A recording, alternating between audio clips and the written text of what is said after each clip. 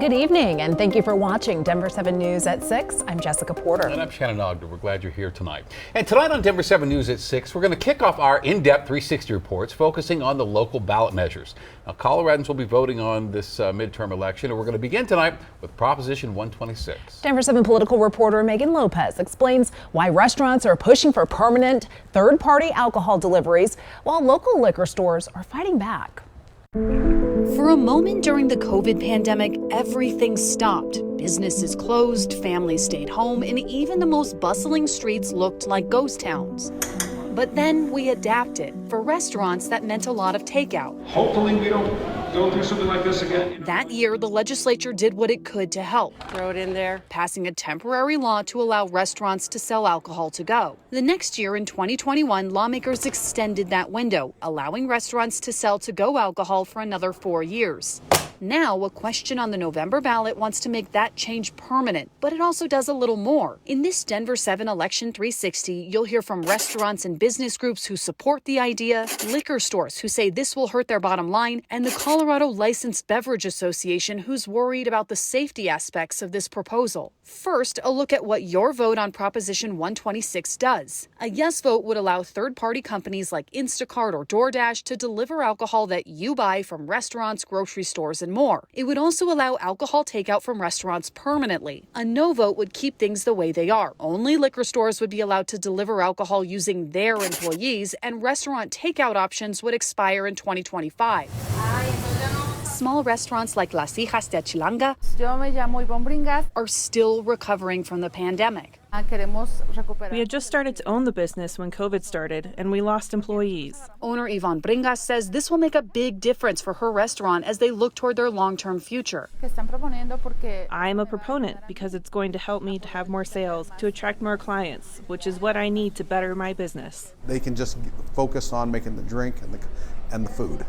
So they're doing what they do best. Exactly. And because people are now used to having everything they want delivered to their door with the push of a button. With technology, with new ordering, with the dynamic of how people order and changing of the times from how restaurants operate.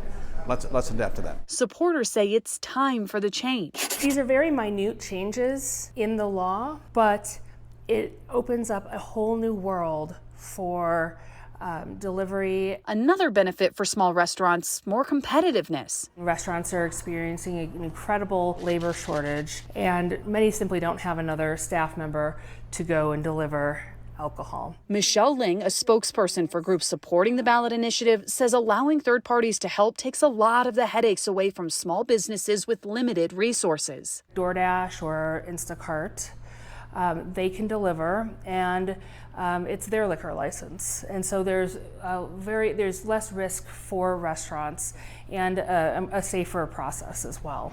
Because once the alcohol leaves the store, it's up to the delivery service to make sure it gets to the right person, or they, not the restaurant, would be liable. We're in Fort Collins, Colorado, on the corner of College and Mulberry. Liquor stores, meanwhile, This is our store, Mulberry Max. worry about what this is going to mean for their bottom line. We have a delivery service. There's not an unmet need of delivery in our community. Mulberry Max co-owner Josh Beard says his staff is specially trained to deliver alcohol. And we're legally obligated not to sell to anyone who is visibly intoxicated or can't produce a valid ID. It's on us to log every transaction, log every driver's license number. He's concerned the ballot proposal doesn't have enough safeguards in place to make sure the alcohol stays out of the wrong hands. The most concerning for me is the safety aspect of it, and also the accountability. That's a concern Chris Fine from the Colorado Licensed Beverage Association also shares. When it comes to these third-party delivery folks, and when it comes to accountability, it's one big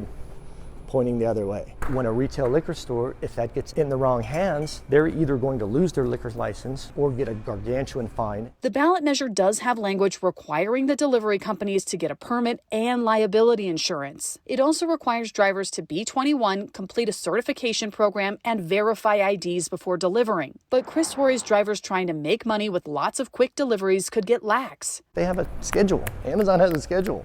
They don't have time to sit there and wait. Like the retail liquor store your delivery person does. So they want people to vote no. All it takes is the push of a button to get just about anything delivered these days. In November, voters will decide whether that change should be permanent for alcohol and whether companies like DoorDash should be able to do it. Megan Lopez, Denver7. Liquor sales generate a lot of money for Colorado. I looked into the numbers available this afternoon on the State Assembly's website. The latest data, this is from October 2020 to September 2021, reveals the state made more than $33 million in liquor taxes on spirits and nearly $10 million in taxes on malt liquor. And that's the highest amount collected in liquor taxes since the early 2000s. Now, the tax rate in Colorado for spirits, about $2 per gallon. For wine, 28 cents per gallon. And beer, 8 cents or so per gallon. Colorado's beer tax actually is the third lowest in the country, behind Wisconsin and Wyoming. And if you were wondering, Tennessee has the highest beer tax at $1.29 per gallon. And you may have noticed Proposition 126 isn't the only ballot measure that's asking for your position on alcohol sales. There's also Prop 124, which would allow liquor store chains to add more location. And then there's Prop 125, which would allow grocery and convenience stores to sell wine. We will be taking a 360 in-depth look at both measures right here on Denver7 News at 6, leading up to the midterms. And you will be able to find all of Megan's 360 election stories right after they air on Denver7.com and on the free Denver7 Plus app. Also on your Denver7 Plus app, you'll find our Denver Decides forums, giving you multiple perspectives on all of the ballot issues before you vote.